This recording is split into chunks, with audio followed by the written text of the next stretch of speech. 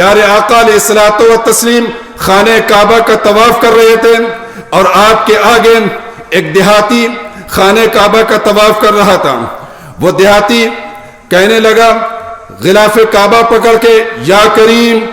تو پیارے آقا علیہ الصلوۃ والتسلیم نے اس کے پیچھے کھڑے ہو کر فرمایا یا کریم. تو وہ دیہاتی مڑ کے دیکھنے لگا. وہ پیارے آقا کو پہچانتا نہیں تھا اور ایمان لا چکا تھا.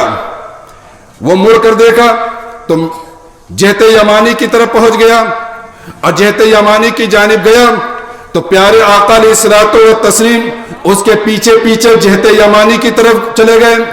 اور جب وہ دیہاتی پہنچا اور اس نے کہا یا کریم تو پیارے آقا نے پیچھے سے کہا یا کریم.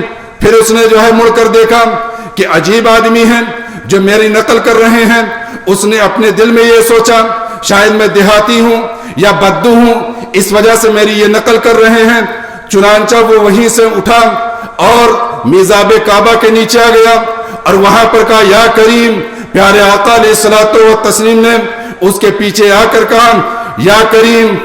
اب وہ شخص برداشت نہیں کر سکا اور کہا یا صبیح الوجہ ویا رشیق القد, اے خوبصورت چہرے والے, اے خوبصورت جسم والے, آپ مجھ سے مذاق کرتے ہیں اس لیے لکونی عرابیہ, اس لیے کہ میں دیہاتی ہوں اس لیے آپ مجھ سے مذاق کرتے ہیں. خدا کی قسم آپ اگر اتنے حسین و جمیل نہ ہوتے, اتنے خوبصورت نہ ہوتے تو میں آپ کی شکایت اپنے آقا علیہ السلام کی بارگاہ میں ضرور کرتا.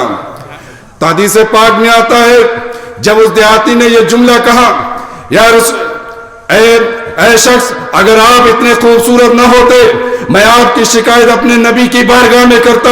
تو حدیث پاک کے الفاظ فتبسم النبی صلی اللہ علیہ وسلم.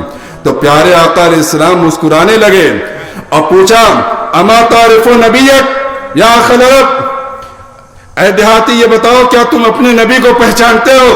اس نے کہا نہیں میں اپنے نبی کو نہیں پہچانتا. میرے آقا نے دوسرا سوال کیا فما ایمانک بھی, تو تم ان پر ایمان کیسے لے آئے؟ تو اس نے کہا آمنت بنبوتہ ولم ارا, میں نے ان کی نبوت پر ایمان لایا اور میں نے ان سے ملاقات نہیں کی, ان کو دیکھا نہیں. وصدقت برسالتہ, اور میں نے ان کی رسالت کی تصدیق کی ہے اور میں نے ان سے ملاقات نہیں کی. پیارے آقا نے اتنا سنا اور ارشاد فرمایا اے دیہاتی سن لے, جس نبی کی بارگاہ میں میری شکایت کے لیے تو کہہ رہا ہے وہ نبی آخر الزمان میں ہی ہوں. انی نبیک فی الدنیا, میں دنیا میں تیرا نبی ہوں. وشفیعک فی الآخرہ, اور آخرت میں میں تیری شفاعت کرنے والا ہوں. چنانچہ جب دیہاتی نے سنا فاقبل الاعرابی یقبل قدم النبی صلی اللہ علیہ وسلم, تو وہ دیہاتی فوراً نبی پاک صلی اللہ علیہ وسلم کے قدموں میں گر گیا اور آپ کے قدموں کا بوسہ دینے لگا. اتنے میں جبرائیل امی حاضر آئے, عرض کیا یا رسول اللہ آپ کا خدا آپ پر سلام کہتا ہے اور اس اعرابی نے جو آپ کے ساتھ کیا ہے, جو بدتمیزی اور بدسلوکی کی ہے, پروردگار عالم ارشاد فرماتا ہے قیامت کے دن اس اعرابی سے حساب لیا جائے گا. اس اعرابی سے پیارے آقا علیہ الصلوۃ والتسلیم نے فرمایا اے دیہاتی تم نے جو انداز اپنایا تھا مجھ سے بات کرنے کے لیے پروردگار عالم کو ناگوار گزرا ہے. اس نے کہا ہے قیامت کے دن میں اس کا حساب لوں گا. اعرابی مچل اٹھا اور کہنے لگا یا رسول اللہ اگر قیامت کے دن پروردگار میرا حساب لے گا تو میں بھی اپنے رب کا حساب لوں گا.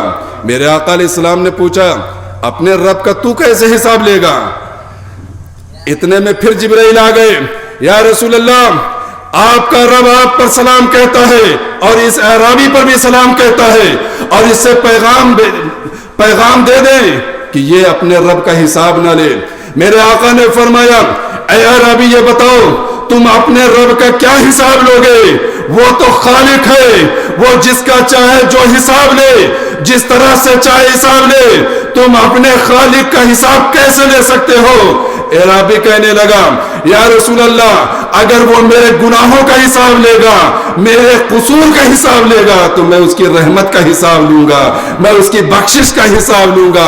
اتنے میں جبرائیل امی آئے اور کہا یا رسول اللہ اس اعرابی سے کہہ دے کہ اللہ نے اس کو بخش دیا ہے اور اس کے تمام قصور معاف کر دیے ہیں اور یہ نہ رب سے حساب لے اور رب نہ اس سے حساب لے گا.